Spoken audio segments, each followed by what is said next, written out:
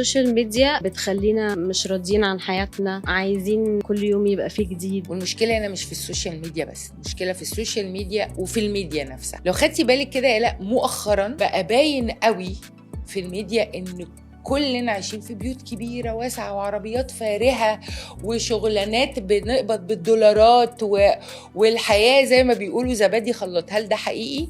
لا مش حقيقي. هم موجودين عندنا في المجتمع، موجودين. الناس دي كام مليون؟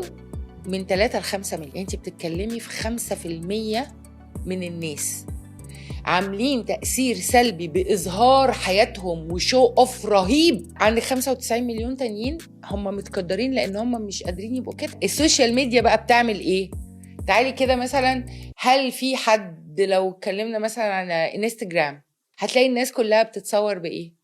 بالبراندات والإيفنتات والعربيات والأنبوكسينج والطبخات. مين قادر او مين عنده قدره؟ وفي ناس كتير قوي مش مدركه ان ده ممكن يبقى شغلها. هي ده شغلها انها فود بلوجر مثلا، او شغلها ان هي بلوجر فلازم تعرض لبس كتير. ده شغلها، ده اكل عيشها. بس مش كل الناس مدركه ان ده اكل عيشها. يعني ايه اكل عيشها؟ يعني ممكن هي يبقى عندها هم الدنيا كله بس هي مضطره تقوم تعمل ده. في ناس كتير قوي بقت تقولك ما هو محدش بيصور خير، وتيجي تضحكي بقى.